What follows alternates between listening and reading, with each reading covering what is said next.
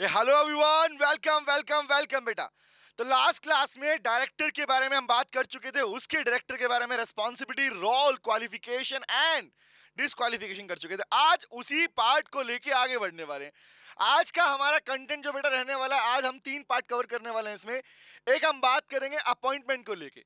In short अगर बोलूं, सुनना चालू करो, यहीं से समझते हैं बात को। नॉर्मली अगर मॉड्यूल में चेक करोगे तो अपॉइंटमेंट का प्रोसीजर बड़ा ही मिक्स मैचअप किया हुआ है, सेम बाकी टॉपिक रेजिग्नेशन वाला, रिटायरमेंट वाला। लेकिन एग्जाम में किस तरीके से प्रॉपर आपको कंटेंट आना चाहिए, आओ बात करते हैं, उसी को सीखने वाले हैं। Listen to me guys, start करते हैं शुरुआत से। याद रखना, लिख लो, it is very very very very very important. बेटे, डायरेक्टर वाले पार्ट के अंदर अपॉइंटमेंट वाला टॉपिक सबसे ज्यादा इंपॉर्टेंट कैटेगरी में आता है। इन शॉर्ट कहने का मतलब, एग्जाम में इसके ऊपर क्वेश्चन मिल सकता है। कहने का सिंपल सा पर्पज ये है। तो आइए सीखते हैं कैसे अपॉइंटमेंट होता है डायरेक्टर का।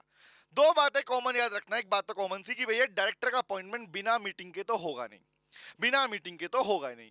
बात करेंगे प्राइवेट कंपनी में कैसे, पब्लिक कंपनी में कैसे। रिमेंबर, आओ स्टार्ट करते हैं। लिसन टू मी गाइस, यहीं से सुनना चालू करना, वन बाय वन हर चीज को डिटेल में समझ लेंगे। पहली बात समझना, कह रहा कंपनी का, भैया की बात बताओ, छोटी सी बात बताओ, कंपनी का क्या कोई फिजिकल एग्जिस्टेंस है?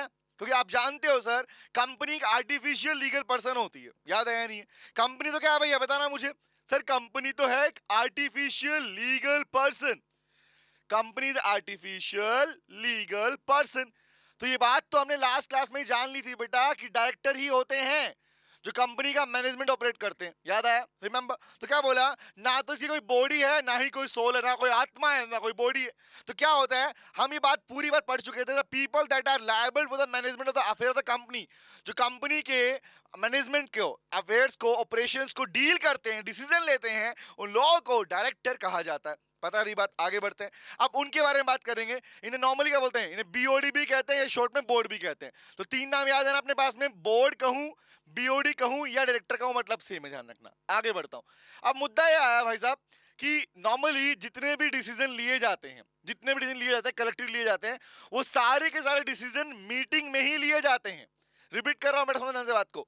जनरली जब मीटिंग्स का टॉपिक आता है, मीटिंग का टॉपिक पढ़ते हो, तो वहां पर 3 मेनली मीटिंग होती है, हालांकि 4 होती है, 3 सुनना ध्यान से। पहली होती है annual general meeting. Annual general meeting is all AGM. दूसरा होता है EGM. EGM is extra ordinary general meeting. Remember, कोई इमरजेंसी का काम है तरीके से, कुछ नया अनाउंस करना है, तो ऐसे केस में क्या होता है, नया अनाउंसमेंट करना है, किसी का रिमूवल करना है इंस्टेंट, या किसी की डेथ हो गई तो उस केस में आपके पास में कुछ चेंजेस करना है, तो ऐसे केसेस के अंदर ईजीएम होती है। हालांकि उसके 2 केसेस होते हैं, ordinary case AGM, special case EGM. एक होता है बेटा बोर्ड मीटिंग। बोर्ड मीटिंग मतलब बीओडी मीटिंग लेते हैं, मेनली ध्यान रखना, जो डिसीजंस मैनेजमेंट को लेके लिए जाते हैं, वो डिसीजन बोर्ड मीटिंग में होते हैं। एक होती है क्लास मीटिंग, कैटेगरी मीटिंग बोलते हैं। तो नॉर्मली यहां पर जिस मीटिंग की बात कर रहे हैं, कौन सी मीटिंग की बात कर रहे हैं, बोर्ड मीटिंग में। इन शॉर्ट कहने का मतलब, भाई कंपनी में डिसीजन लिए जाने हैं तो कौन लेता है सर, डायरेक्टर डिसीजन लेंगे, और किस में लेंगे, बोर्ड मीटिंग के अंदर लेते हैं। आगे बात करते हैं। आगे कह रहा है सर, यहां से समझना बेटा, प्लीज प्लीज यहां से समझना, यहां से समझना। ये जो पार्ट है ना, this part is most important. इसको आपको याद रखना है, इट इज इंपॉर्टेंट गाइस। तो ये ऊपर वाला पार्ट तो हम पहले भी डिस्कस कर चुके हैं। अब सुना, पब्लिक कंपनी और प्राइवेट कंपनी के अंदर ये अपॉइंटमेंट का स्ट्रक्चर किसके हाथ में होता है? इस पे एग्जाम में क्वेश्चन आया हुआ है, इस पे आईएमसी के क्वेश्चन भी बनते हैं, तो सुनना ध्यान से बात को। कंपनी के अंदर प्राइवेट कंपनी है, पब्लिक कंपनी है, तो कहां से, कौन, किसके पास ये राइट होते हैं कि वो डायरेक्टर्स के अपॉइंटमेंट करेंगे? बात समझना। नॉर्मली एक जैसे ही मैंने वर्ड बोला कि भैया अपॉइंटमेंट ऑफ डायरेक्टर कंपनी की मीटिंग्स के अंदर होता है, याद है क्या बोला मैंने? अपॉइंटमेंट ऑफ डायरेक्टर कंपनी की मीटिंग के अंदर होता है, जहां पे रेजोल्यूशन पास किया जाता है। तो एक बात बताओ, मीटिंग्स के अंदर जो एनुअल जनरल मीटिंग होती है, जो कि शेयर होल्डर्स होते हैं वहां पर, तो कहने का मतलब, मुझे बताओ, किसी डायरेक्टर का अगर प्रपोज किया गया, नाम बोला, आज के बाद नितिन भारद्वाज हमारी कंपनी के डायरेक्टर कहलाएंगे। नाउ प्लीज टेल मी, क्या सिर्फ बोल देना ही काफी है, या मुझे प्रपोज कर दिया कि हाँ मैं डायरेक्टर बनने वाला हूं, तो क्या डायरेक्टर बन जाऊंगा? नो। जब तक शेयर होल्डर्स अपना वोट मेरे फेवर में नहीं देंगे बेटा, मैं डायरेक्टर नहीं बन सकता। तो नॉर्मली इसके ऊपर लीगल प्रोसेस कहता है भैया, 2/3 ऑफ द डायरेक्टर, रिपीट कर रहा हूं सुनना, 2/3 of the director in A company will be appointed by the share holders. याद रहेगा। दूसरा, वन थर्ड बाकी बचे डायरेक्टर कौन होंगे सर? मेजोरिटी कौन कर रहा है? शेयर होल्डर्स कर रहे हैं। बाकी one third director will be appointed by the articles of association. AO के अंदर जो प्रोविजन लिखे हुए हैं अपॉइंटमेंट को लेके वो फॉलो करके बन सकते हैं। लेकिन एक बात बताओ, अगर आर्टिकल, क्वेश्चन है मेरा, सुनना, अभी बात कर रहा हूं फिर ये सारी बातें रिवाइज कर रहा हूं, क्या लिखा हुआ पूरा पार्ट समझेंगे इस पूरे पार्ट डिटेल में हम, ठीक है? प्लीज प्लीज प्लीज रिपीट करना मुझे। सर, अगर किसी कंपनी के आर्टिकल्स ऑफ एसोसिएशन के अंदर नहीं लिखा हुआ अपॉइंटमेंट का प्रोसीजर, तो उस केस में बताओ वो वन थर्ड डायरेक्टर कौन अपॉइंट करेगा? मतलब मैंने बोला majority 75% directors is appointed by share holders, तो वन थर्ड 25% जो डायरेक्टर है वो कौन अपॉइंट करेगा in case there is nothing stated in articles of association? The answer is straightly guys again the share holders.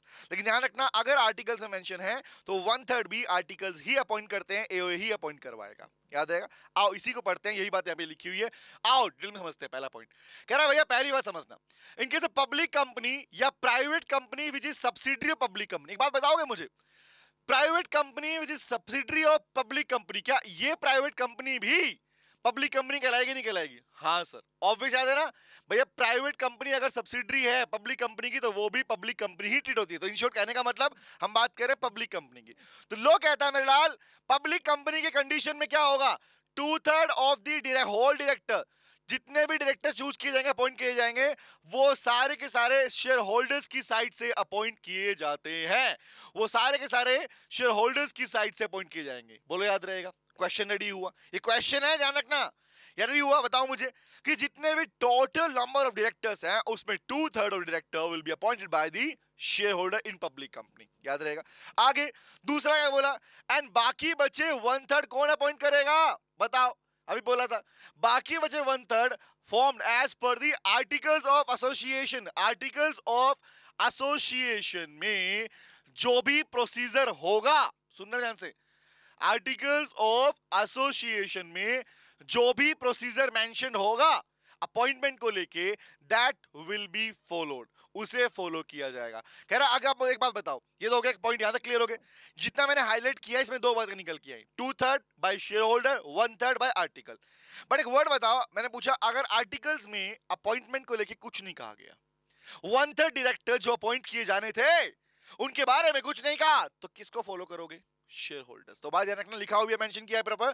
कह रहा sir failing to the, failing which मतलब अगर आर्टिकल्स ऑफ एसोसिएशन में नहीं लिखा, मतलब in the absence of, I can use the absence of articles of association, तो वहां पर क्या होगा? बाकी वन थर्ड भी बेटे शेयर होल्डर्स ही अपॉइंट करेंगे। याद रखना, मतलब सारे के सारे फिर आपके शेयर होल्डर्स ही अपॉइंट करेंगे। बोलो याद रहेगा?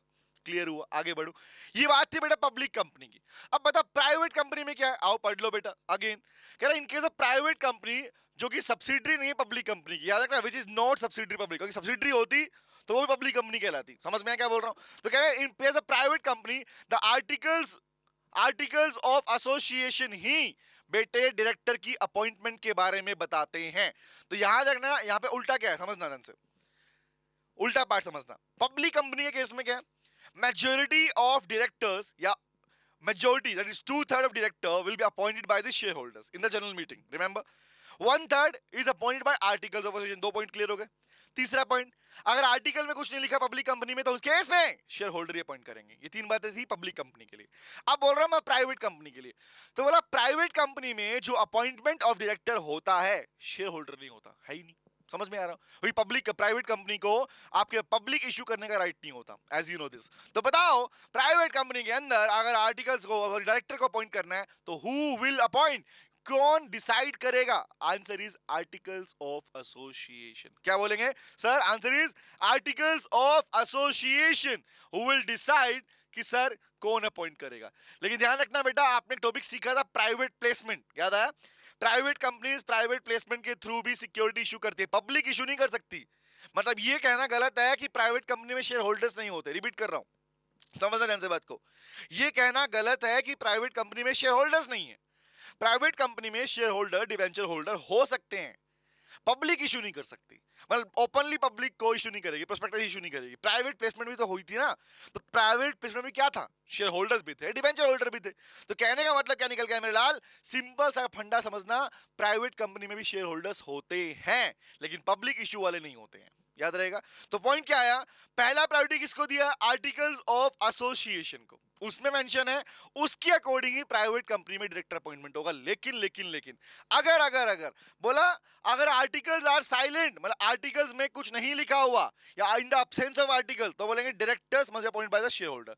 तो जितने भी शेयर होल्डर होंगे उस प्राइवेट कंपनी के, जो कि पब्लिक इशू वाले नहीं है, प्राइवेट प्लेसमेंट वाले हैं, वो लोग डिसाइड करेंगे कैसे बनेगा। तो यहां पर फर्स्ट प्रायोरिटी किसकी थी, शेयर होल्डर की, यहां पर किसकी है, आर्टिकल्स ऑफ एसोसिएशन की। बोलो याद रहेगा। तो ये क्वेश्चन तुम्हें याद रहेगा अगर पूछा गया अपॉइंटमेंट कि प्राइवेट कंपनी में क्या, पब्लिक कंपनी में क्या, बता पाओगे बेटा, बता पाओगे, क्लियर। अगले जो प्रोविजन बेटा आपके इस पार्ट के ऊपर है कि फर्स्ट डायरेक्टर, याद करो जब इनकॉर्पोरेशन ऑफ कंपनी किया था तो वहां पे सीखा था फर्स्ट डायरेक्टर किसे कहते हैं, याद आया। शुरू शुरू में प्रमोटर थे, याद आया, भूले तो नहीं हो, शुरू शुरू में प्रमोटर थे, प्रमोटर्स ने प्रमोशन का काम पूरा किया और फाइनली डिसाइड किया कि आओ कौन बनेगा पहला director, first director, first members, याद आया, फर्स्ट मेंबर्स जो सब्सक्राइब करेंगे, प्लस में कौन डायरेक्टर बनेंगे, फर्स्ट डायरेक्टर। तो मतलब इन शॉर्ट क्या मैं बोल सकता हूं, फर्स्ट डायरेक्टर वो डायरेक्टर होते हैं बेटा जिन्हें कंपनी के इनकॉर्पोरेशन के टाइम पे अपॉइंट किया जाता है। बोलो यस और नो, गैस करो हाँ एंड आंसर। क्लास देख रहे हो, सुनते इस टाइम रिप्लाई सोचो अपने पास, हाँ इसका आंसर ये बनेगा, ऐसे याद तैयार किया करो। जवाब दो, क्या फर्स्ट डायरेक्टर वो लोग हैं जिन्हें कंपनी के इनकॉर्पोरेशन के टाइम पे अपॉइंट किया गया, यस सर वही होते हैं। तो बताओ अगर फर्स्ट डायरेक्टर कब तक कंपनी के अंदर ऑफिस होल्ड कर सकते हैं, जब तक नई अपॉइंटमेंट ना हो, जब तक नई अपॉइंटमेंट ना हो। रिमेंबर एनुअली बेस पे अपॉइंटमेंट होती है, रोटेशन होता है, रिटायरमेंट भी होता है। चलिए आओ बात करते हैं, समझाऊंगा उस बारे में, आओ आगे बढ़ते हैं। तो बताओ बेटा, कह रहा है first director of the company shall be named in MNA, तो हम पहले पढ़ चुके थे, याद करो इनकॉर्पोरेशन के अंदर कि मेमोरेंडम और आर्टिकल्स में ही फर्स्ट डायरेक्टर्स का नाम पहले से मेंशन होता है, नाम दिया जाता है। कह रहा है the first director are deemed to have been appointed on the incorporation of company.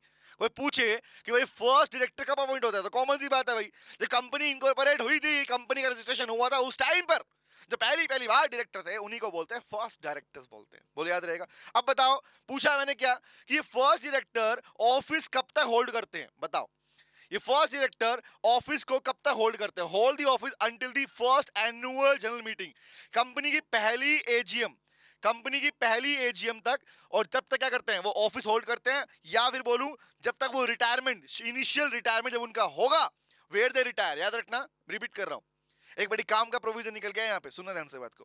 कोई पूछे कि जो फर्स्ट डायरेक्टर है इनका रिटायरमेंट कब होता है, सोचो, गैस करो, किसी कंपनी के अंदर फर्स्ट डायरेक्टर्स का रिटायरमेंट कब होता है, क्वेश्चन है मेरा, सोचो।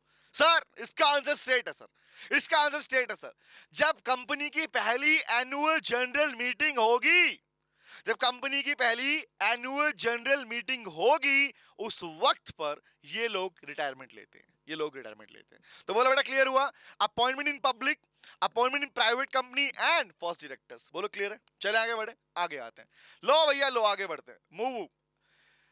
अब एक बात बताओ, नॉर्मली अगर मैं बोलूं तो पैराग्राफ फॉर्म में लिखा है मॉड्यूल में, इसलिए मैंने स्पेसिफिकली पॉइंट को मेंशन किया यहाँ पे बुक के अंदर, अपनी बुक के अंदर। जवाब दो, एक क्वेश्चन आता है, एक क्वेश्चन एमसी, ये क्वेश्चन स्पेसिफिकली एमसीक्यू में आता है, रिमेंबर एमसीक्यू क्वेश्चन आता है, इवन आप इसको लिख भी सकते हो पैराग्राफ में भी। कितने डायरेक्टर मिनिमम और मैक्सिमम होते हैं, कितने मिनिमम डायरेक्टर कंपनी में होते हैं, कितने मैक्सिमम होते हैं, याद है, याद कर रहा हूं। पब्लिक कंपनी में मिनिमम 3 डायरेक्टर होते हैं, मिनिमम की बात कर रहा हूं। प्राइवेट कंपनी मिनिमम 2 डायरेक्टर होते हैं, 1% कंपनी में मिनिमम 1 डायरेक्टर होता है। रिमेंबर ये है minimum criteria, public 3, private 2, OPC 1, याद है। Maximum director public company, private company या ओपीसी में कितने हो सकते हैं, maximum as per the law, as per the act, कितने मैक्सिमम डायरेक्टर हो सकते हैं सर, 15, कितने हैं 15, याद रखना। तो क्या सर इस लिमिट को एक्सटेंड किया जा सकता है, answer is yes guys, always remember 15 की limit as per the act है, लेकिन अगर अगर अगर अगर कोई कंपनी चाहे इस लिमिट को एक्सटेंड करना तो वो जनरल मीटिंग, अपनी मीटिंग बुला के रेजोल्यूशन पास करके इसको एक्सटेंड भी कर सकती है। तो एग्जामिनर में अगर क्वेश्चन आए कि मैक्सिमम वाला नंबर है 15, क्या इसको एक्सटेंड कर पाओगे, answer is yes, this limit can be extended, याद रखना, but by passing resolution in meeting, याद रहेगा बेटा, क्लियर है? आओ पढ़ाता हूं। तो वर्ड आता है हमारे पास बेटा, कौन सा पॉइंट? पहला, मिनिमम एंड मैक्सिमम डायरेक्टर कौन सा था? प्राइवेट में कितने, पब्लिक में, ओपीसी में कितने? तो बोला भैया 2 डायरेक्टर प्राइवेट कंपनी में, मिनिमम 3 पब्लिक कंपनी में, और 1% कंपनी में 1 डायरेक्टर। ये मिनिमम क्राइटेरिया है। बट मैक्सिमम में कितने हैं? इन तीनों के अंदर, इन तीनों की बात कर रहे हैं, प्राइवेट हो, पब्लिक हो या ओपीसी हो, तीनों में मैक्सिमम 15 डायरेक्टर हो सकते हैं। बट क्वेश्चन आता है, क्या मोर देन 15 डायरेक्टर हो सकते हैं? बताओ।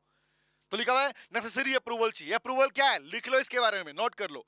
ये क्या है बेटा? लिख लो, बाय पासिंग, नोट कर लो, by passing of resolution, that is special resolution होता है specially, by passing of special resolution SR in general meeting, general GM बोलता हूं, जनरल मीटिंग के अंदर रेजोल्यूशन पास करके इस लिमिट को एक्सटेंड किया जा सकता है, याद रखना।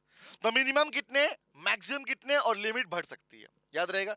तो यहां हमने बोला अपॉइंटमेंट कैसे होगा, कौन करेगा, यहां हमने बात किया कितने मिनिमम एग्जाम होते हैं हमारे पास में। बोलो क्लियर हुआ बेटा, समझ में आया?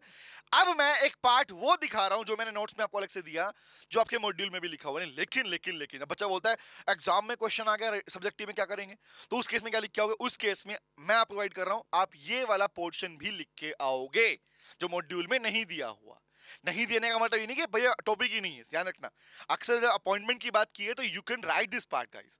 अब बात आती है बेटा अपॉइंटमेंट के पैटर्न के अंदर। जब अपॉइंटमेंट की बात कर रहे हो तो अपॉइंटमेंट में कौन सा प्रोसीजर फॉलो होता है, क्या क्या रिक्वायरमेंट्स होती हैं।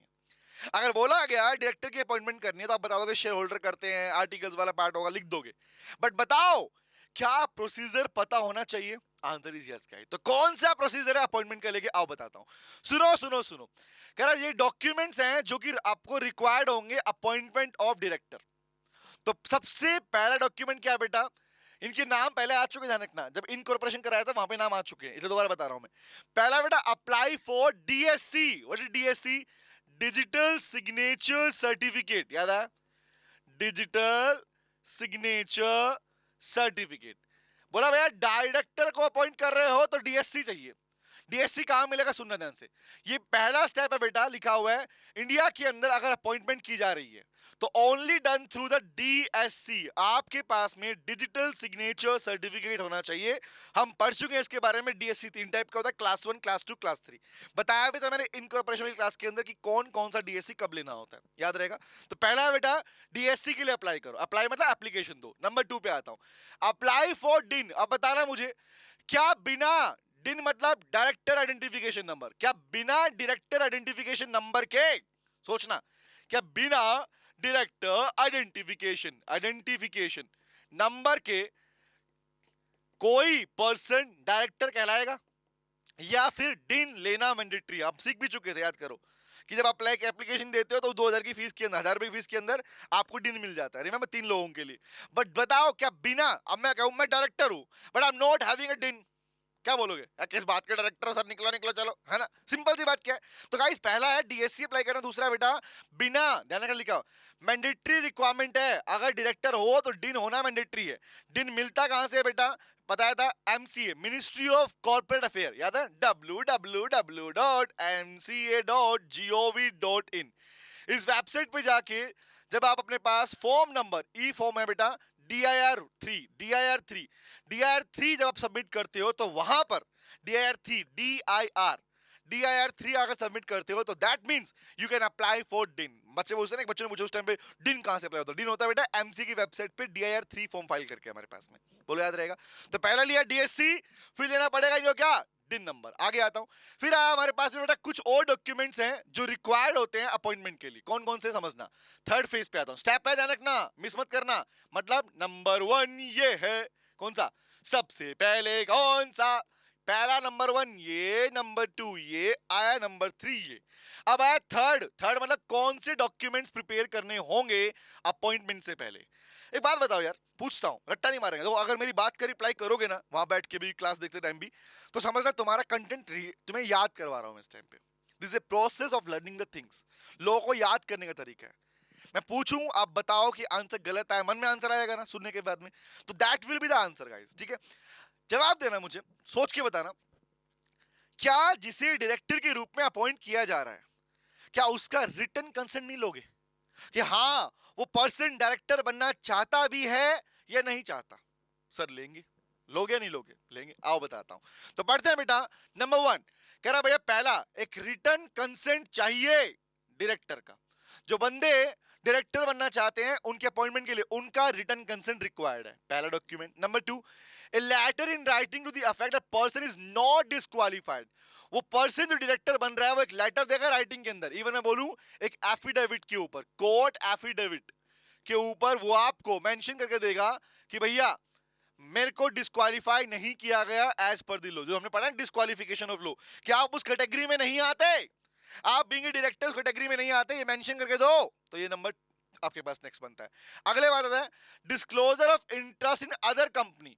हो सके, याद करो ना, बताया था एक डायरेक्टर किसी कंपनी का शेयर होल्डर हो सकता है। क्वेश्चन है मेरा, बताना, सोचना, क्या एक डायरेक्टर किसी कंपनी का शेयर होल्डर हो सकता है? हो सकता है सर, हो सकता है। हो सकता है एक शेयर कंपनी का शेयर होल्डर हो।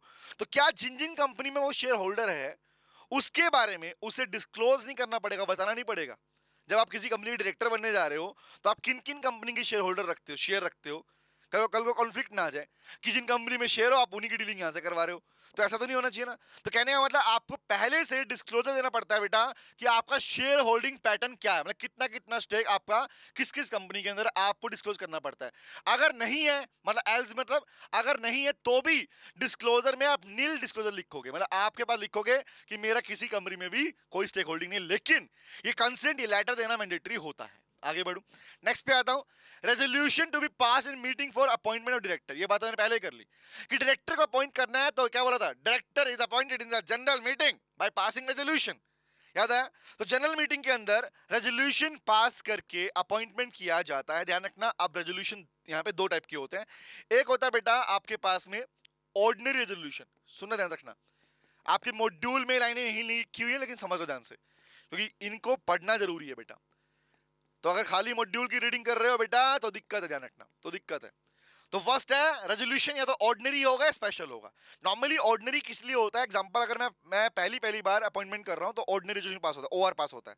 लेकिन मुझे बताओ अगर कोई डायरेक्टर छोड़ के चला गया, रिटायरमेंट ले लिया, रेजिग्नेशन दे रहा है अपना, सबमिट कर दिया, या किसी की डेथ हो गई, ऐसे केसेस के अंदर क्या अपॉइंटमेंट के लिए ओआर पास करोगे? आंसर इज नो, एसआर पास होता है। और स्पेसिफिकली एसआर वाले केसेस के अंदर मैक्सिमम केसेस में आपके पास ईजीएम बुलाई जाती है। रिमेंबर, याद रहेगा, EGM is extra ordinary general meeting बुलाई जाती है, या अपकमिंग अगर एजीएम आने हो तो एजीएम को प्रेफर करते हैं, याद रहेगा। चले आगे आता हूं। नेक्स्ट इज कॉल, कह रहा भैया और appointment letter is to be issued. अब बताओ, एक बार जब उसने सारे डॉक्यूमेंट सबमिट कर दिए तो उसे कंपनी की साइड से एक अपॉइंटमेंट लेटर मिलेगा नहीं मिलेगा? बिना अपॉइंटमेंट के तो अपॉइंटमेंट है ही नहीं आपकी। तो फाइनली जाके अब उसे मिल जाता है अपॉइंटमेंट लेटर। लेकिन मुझे बताओ, ये कंपनी की साइड से, सोचना है, क्वेश्चन है, बिना देखे बताना, कि कंपनी की साइड से अपॉइंटमेंट लेटर मिलना ही किसी को डायरेक्टर बना देगा, खाली इतना काफी है? या फिर एक रिक्वायरमेंट और है जो कि है रजिस्ट्रार ऑफ कंपनी को बताना। आप जानते हो बेटा कंपनी वाले केसेस के अंदर ऐसा नहीं होता, बिना अगर कुछ भी कंपनी में चेंजेस किए जा रहे हैं तो उसकी इंफॉर्मेशन रजिस्ट्रार को दी जाती है। और रजिस्ट्रार का फेवरेट टाइम पीरियड है 30 दिन। वो हमेशा मैक्सिमम सिनेरियो में 99% केसेस के अंदर आपको रजिस्ट्रार को डॉक्यूमेंट सबमिट करने होता है, वहां पर एक कॉमन टाइम पीरियड है 30 डेज बेटा। तो बताओ, इतना सब होने के बाद, अपॉइंटमेंट लेटर मिलने के बाद में क्या इस बात की इंफॉर्मेशन रजिस्ट्रार को नहीं दोगे? देना होगा, लिख लो सर, ई फॉर्म DI-12। ई फॉर्म कौन सा, इलेक्ट्रॉनिक फॉर्म कौन सा, DIR-12 में आरओसी को आपको ये सारे डॉक्यूमेंट्स, ये सारे अप्रूवल, इवन रेजोल्यूशन की कॉपी, वो सब कुछ 30 दिनों के अंदर अंदर सबमिट करना होता है। तब जाके आप उसमें एक लीगल प्रोसीजर को फॉलो करते हो अपॉइंटमेंट ऑफ डायरेक्टर के रिगार्डिंग। तो बताओ बेटा, क्या ये चेन, क्या ये सीक्वेंस आपको याद रहेगा? डॉक्यूमेंट कौन से चाहिए, अपॉइंटमेंट कैसे होगा, मिनिमम कितनी है, पब्लिक में कैसे, प्राइवेट में कैसे, तब जाके आपका अपॉइंटमेंट वाला पार्ट पूरा होता है। Even you can check this, अपना मॉड्यूल ओपन करना and you will get the idea कि हमने क्लास में क्या पढ़ा और यहाँ पर क्या है। मैंने बोला भी था बच्चे से, एक बच्चे ने बोला था सर हमारे पास में डायरेक्टर का टॉपिक इंपॉर्टेंट है बट मॉड्यूल में और आपने जो बुक वाला पार्ट होता है ना उसमें पेजेस कम है, मॉड्यूल में 6 पेज में पूरा टॉपिक दिया हुआ है, तो क्या इतना ही काफी? Answer is no guys. कुछ टॉपिक ऐसे हैं जहां पर कंटेंट एक्स्ट्रा चाहिए होता है, जहां पर लिखना होता है एग्जाम के अंदर, और वो मैं क्लास में करवा रहा हूं आप लोगों को। चले आगे बात करें। तो गाइस यहां पर खत्म होता है मेरे लाल अपॉइंटमेंट ऑफ डायरेक्टर। अब आते हैं नेक्स्ट टॉपिक के ऊपर। 3 टॉपिक थे हमारे, अपॉइंटमेंट, रिटायरमेंट, रेजिग्नेशन। अब मैं आता हूं नेक्स्ट पार्ट के ऊपर। The next one is called guys retirement, that is section number 152। Retirement, retirement सोचो, एक डायरेक्टर जो रिटायरमेंट, यहां पे बात की जा रही है वॉलंटरी रिटायरमेंट की, निकाल नहीं रहे डायरेक्टर, निकाल नहीं रहे उसको, एक्सपल्शन बोलते हैं उसको, एक्सपेल करना बोलते हैं। यहां बात है रिटायरमेंट मतलब voluntary retirement. Being a director मैं किसी कंपनी से रिटायरमेंट चाहता हूं, बीइंग ए डायरेक्टर मैं किसी कंपनी से रिटायरमेंट चाहता हूं, तो कौन सा प्रोसीजर मुझे फॉलो करना होगा? सोचो कॉमन सी बात, जब रिटायरमेंट ले रहा हूं तो क्या बाकी लोगों को मैं रिटर्न नोटिस ना दूं? देना पड़ेगा। क्या रिटर्न नोटिस देना ही काफी है? नहीं सर, उन लोगों का उसे एक्सेप्ट करना भी जरूरी है। लेटर देना मतलब रिसीव हो गया, प्लस में वो उस चीज को नोट करेंगे कि हाँ we are accepting your resignation. दो बातें इंपॉर्टेंट है, ध्यान रखा। मतलब एक तो मैं बोल रहा हूं इस डेट को रिजाइन करूंगा, और एक वो कह रहे हैं भैया ना ना ना ना रुक जाओ, अभी हम पूरा देख ले प्रोसेस आपका कितना पेंडिंग चल रहा है, क्या हिसाब चल रहा है, तो एक वो डेट निकल के आएगी। तो बात करते हैं रिटायरमेंट को लेके कौन से प्रोसीजर बनते हैं, इसके ऊपर मेनली अगर क्वेश्चन एग्जाम में आएगा तो एमसीक्यू क्वेश्चन पे आएगा, ध्यान रखना। अपॉइंटमेंट पे सब्जेक्टिव क्वेश्चन आ सकता है और एमसीक्यू दोनों आ सकते हैं, दोनों मिलेंगे, ध्यान रखना। रिटायरमेंट के ऊपर मेनली आपको एमसीक्यू क्वेश्चन ही मिलता है हमारे पास में। चलें आओ बात करते हैं, लेकिन लेकिन लेकिन रिटायरमेंट के एक पार्ट ऐसा है जहां पर सब्जेक्टिव क्वेश्चन मिलता है, वो है रोटेशन वाला पार्ट। वहां पर आपको केस स्टडी क्वेश्चन देगा कि आपको कहानी दे देगा, इतने इतने डायरेक्टर थे, रिटायरमेंट लेना है, रोटेशन बाय कैसे करोगे, उस पे सब्जेक्टिव बन सकता है। दिखाता हूं, चलो। This topic is important guys, it is very very very important. Again मैं लिखता हूं, it is very very very very very important. सुनना ध्यान से बात बेटा। कह रहा है सेक्शन 152 सब सेक्शन 1 क्लोज ए क्या कहता है? Articles of association prescribe the retirement of directors at AGM, at AGM. मतलब रिटायरमेंट भी लेना है तो भी बताओ, दुनिया को बताना पड़ेगा, एजीएम में बताओ, शेयर होल्डर को बताओ। तो बोला भैया नॉर्मली अगर as per this section, as per the act की बात करोगे तो रिटायरमेंट लेने का प्रोसीजर है बेटा कि आपके आर्टिकल्स ऑफ एसोसिएशन में ही लिखा हुआ है कि भैया क्या कि आप एनुअल जनरल मीटिंग में रिटायरमेंट ले सकते हो, याद रहेगा। आगे बात करो, कह रहा otherwise director of public companies retire through rotation. अब ध्यान रखना, दो बातें बोल रहा हूं। बाय रोटेशन, रोटेशन क्या होता है बेटा, सुनना ध्यान से, समझना। पब्लिक कंपनी के केस में, प्राइवेट कंपनी में नहीं होता, ध्यान रखना। प्राइवेट कंपनी में रिटायरमेंट बाय रोटेशन नहीं होता, रिपीट कर रहा हूं, याद रखना। प्राइवेट कंपनी में रिटायरमेंट बाय रोटेशन नहीं होता। रोटेशन का मतलब होता है भैया अब तुम काम कर चुके, एग्जांपल मान लो मैं कहता हूं चार यहाँ पे लोग थे, सुनना ध्यान से, सुनना ध्यान से बात को। 7 लोग थे बेटा, 7 डायरेक्टर थे, ठीक है। सुनना, मैं मीनिंग बता रहा हूं क्या होता है डायरेक्टर का तरीका। प्लीज इस कंसेप्ट को थोड़ा समझना, सुनना ध्यान से, समझा अपने आप दूंगा।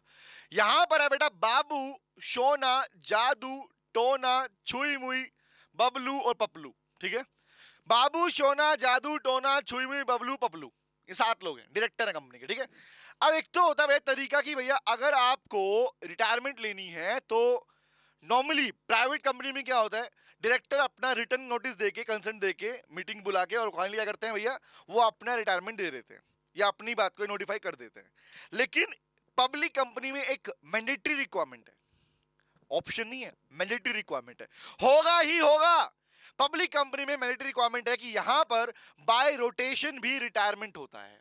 यहां पर मेनली रिटायरमेंट कौन सा होता है? Bye rotation. रोटेशन मतलब कि आप कंपनी के डायरेक्टर थे, आपका टाइम खत्म हो गया, आपने मान लो लंबे समय तक डायरेक्टरशिप होल्ड किया, अब आप डायरेक्टर नहीं रहोगे, तो आपको बाय रोटेशन, आपको भी बाय रोटेशन क्या होगा, रिटायर कर दिया जाएगा और नए शेयर होल्ड, नए डायरेक्टर को अपॉइंट किया जाएगा, आपके प्लेस पर कुछ नए लोग आ जाएंगे।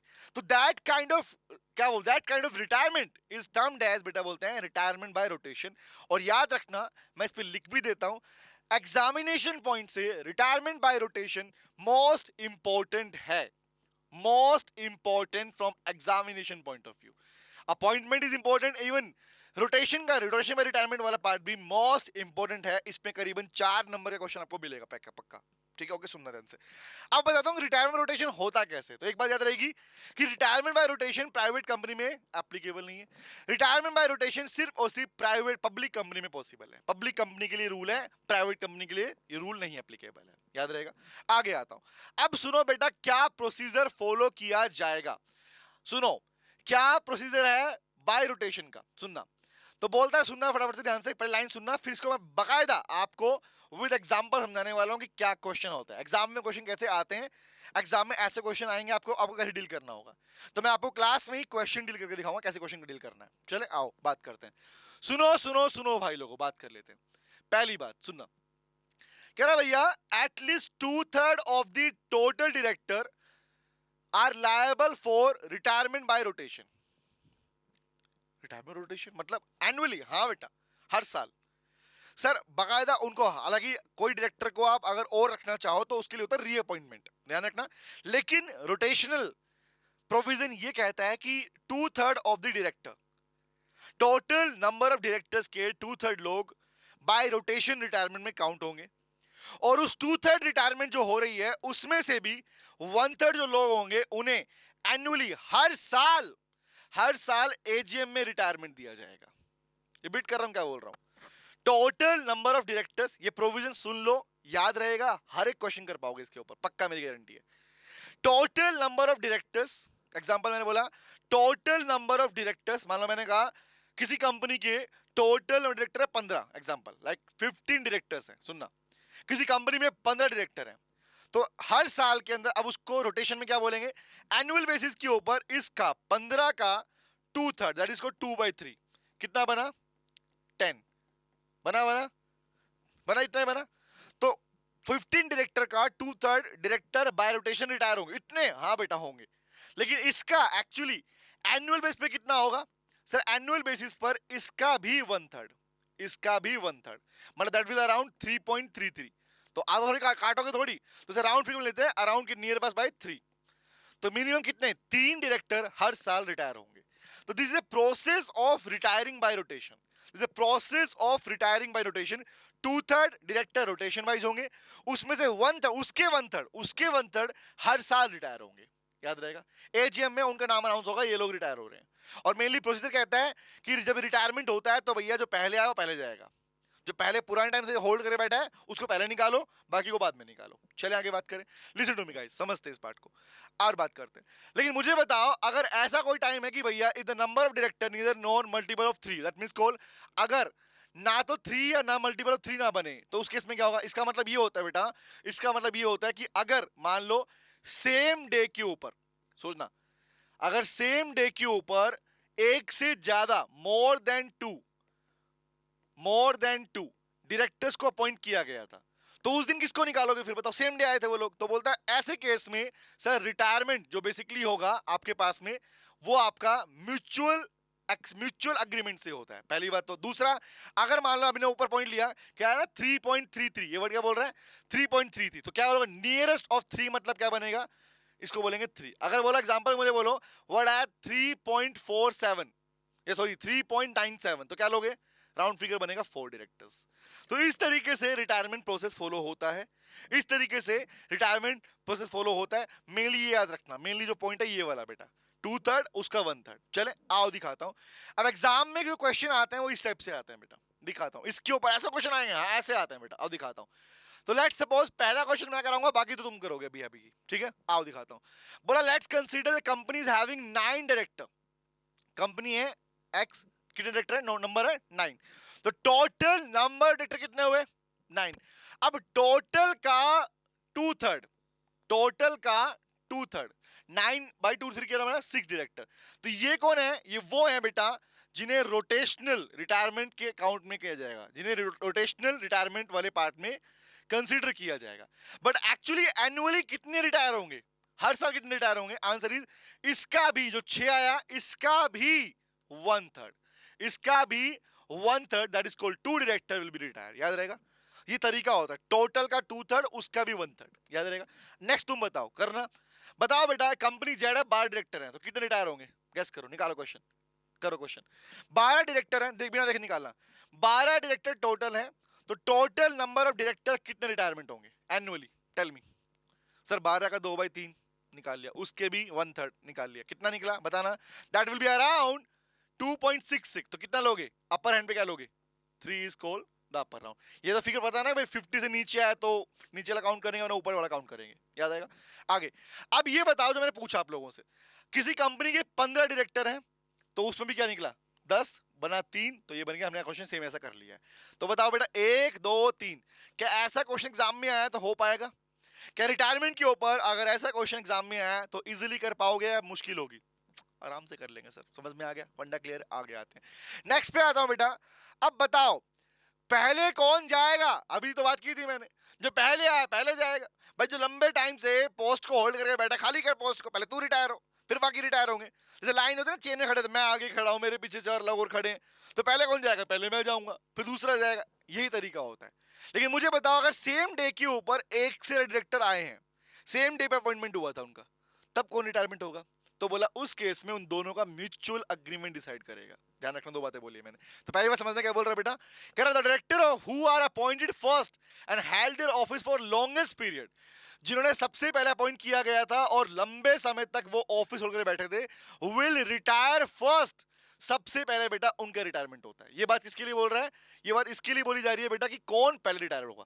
नंबर 1 वो तो रिटायरमेंट का तरीका। ये क्या है? कौन पहले रिटायरमेंट किया जाएगा, किसका नाम पहले आएगा रिटायरमेंट में। नंबर 1। अगला पॉइंट बोलता है, अगर बताओ पर्सन जो अपॉइंट किए गए सेम डे, अगर एक ही दिन एक से ज्यादा डायरेक्टर अपॉइंट किए गए थे, तो उस दिन किसको हटाओगे? फिर बताओ, यहाँ तो पहले वाला कंडीशन अप्लाई ही नहीं हुआ। अब मैं भी आ जाए, तुम भी आ जाए थे, बताओ है तो किसको निकालेगा? हमने दोनों, इसका मतलब हम दोनों ने लॉन्ग सेम टाइम पीरियड के लिए पोस्ट होल्ड की है, तो पहले किसको निकालोगे? तो लोग कहता है would retire through mutual agreement. हम आपस में अग्रीमेंट करेंगे और हम साथ में निकलेंगे, या तो साथ में निकलेंगे या हम आपस में अग्रीमेंट कर लेंगे, तू पहले निकल जा, मैं बाद में निकल जाऊंगा। तो that will be the base of retirement, जहां पर आप रिटायरमेंट का प्रोसेस की बात करते हो। बोलो क्लियर हुआ? समझ में आया? इसी पे क्वेश्चन दिखाता हूं, देखो बताना मुझे, क्वेश्चन दिखाता हूं, इस पे भी क्वेश्चन करो। लो बेटा को एग्जाम में क्वेश्चन आता है इस पे बेटा। अब अगर पहला क्वेश्चन देखना, कह रहा मान लो कंसीडर के अंदर कंपनी में 3 डायरेक्टर हैं, A B C, 3 director A B C, remember? अब बताना मुझे, ए जब ए को अपॉइंट किया गया था 30 नवंबर 2020, बताओ ए को अपॉइंट किया गया था 30 नवंबर 2020 को, बी को अपॉइंट किया गया था 15 दिसंबर 2020 को, सी को अपॉइंट किया गया था 25 जनवरी 2021 को। है देख रहे हो, 30 15 25, 30 15 25। तो बताओ बेटा, इन तीनों में से पहले कौन जाएगा? जवाब दो। इन तीनों में से पहले किसको निकाला जाएगा? किसको धक्के दोगे? बताओ, निकल जा यहाँ से, निकल जा हमारे घर से, जाओ सिमरन, जाओ जी ले अपनी जिंदगी। किसको बोलोगे? कौन है आने से जो पहले आया था पहले जाएगा? तो ए विल रिटायर फर्स्ट। मुश्किल था? नहीं सर। अगला बताओ, let's consider example, there are 3 director x y z. अब बताना, यहाँ पे क्वेश्चन बताना, एक्स और वाई को 1 मार्च को अपॉइंट किया गया, मतलब on A same day. X और वाई को एक सिंगल डे पे अपॉइंट किया गया था। जवाब दो बेटा, जेड अपॉइंट किया गया 4 मार्च को, तो बताओ पहले कौन रिटायर होगा? तो एक्स वाई दोनों होंगे या म्यूचुअल अग्रीमेंट से डिसाइड किया जाएगा? देखो, अगर म्यूचुअल एग्री नहीं करते हैं तो लोट लिखे, लोट का मतलब होता है दोनों साथ निकाल दो। समझ रहे क्या बोल रहा हूं? तो क्या लिखा हुआ पढ़ना, sir in case director x and y will have decide mutual agreement, या फिर लोट में दोनों को निकाल दो, खत्म, दैट्स इट। समझ में आ गया? And this is the process of retirement of director. Appointment and retirement is most important content of companies act बेटा। डायरेक्टर का पूरा टॉपिक ही सबसे इंपॉर्टेंट है। इसमें एग्जाम में क्वेश्चन ना आए पॉसिबल ही नहीं है, आएगा ही आएगा, डैम श्योर आएगा। एमसीक्यू भी मिलेंगे और सब्जेक्टिव क्वेश्चन मिलने वाले हैं। चलिए आगे बात करें। अब आता है लास्ट टॉपिक आज की क्लास का, हमारा छोटा टॉपिक है, दैट इज टर्म्ड एज कौन सा? आपका रेजिग्नेशन। क्या बोलता है? रेजिग्नेशन। मैं रिजाइन दे दूंगा, मैं छोड़ के चला जाऊं, रिटायरमेंट नहीं, रिजाइन कर रहा है। तो retirement is having a different meaning, resignation resign कर रहा है बेटा, हो सकता है रीजन कुछ भी हो। तो सेक्शन नंबर 168, 152 किसका था? रिटायरमेंट का। 168 talks about the resignation part. अब बताओ, मैंने बोला रेजिग्नेशन, मैं रिजाइन करना चाहता हूं, तो कौन सा प्रोसेस फॉलो होगा? याद है? रिजाइन देना है तो भैया रिटर्न नोटिस दे दे, रिमेंबर, बाकी डायरेक्टर को, बीओडी को रिटर्न नोटिस सबमिट कर दे कंपनी को।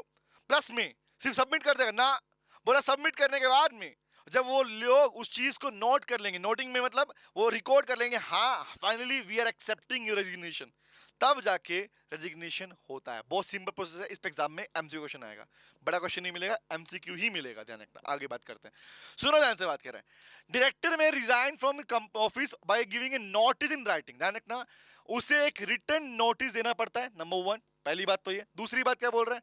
कह रहा था बोर्ड शैल ऑन रिसीट और such notice take note of the same, number 2 क्या आएगा?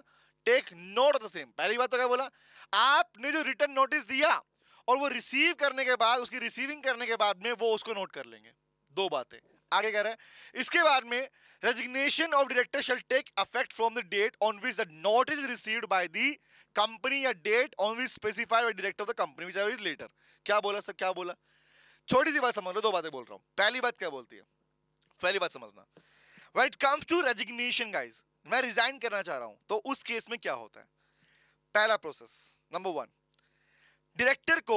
उस डायरेक्टर को अपना एक रिटन नोटिस देना पड़ेगा बाकी बीओडी को कि वो रिजाइन करना चाहता है, of his intention to resign the company, number 1।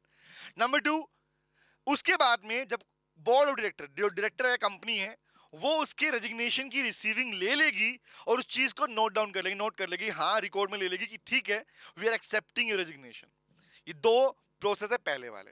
अब आया किस दिन से, क्वेश्चन आएगा, ये क्वेश्चन ये आता है एमसीक्यू के अंदर, बोल रहा हूं, पूछ रहा हूं, किस दिन से रेजिग्नेशन इफेक्टिव होता है? क्वेश्चन ये है मेरे लाल, किस दिन से रेजिग्नेशन इफेक्टिव होता है? कौन सी डेट? वो डेट जो डायरेक्टर ने सबमिट की अपने नोटिस के अंदर लिखी है।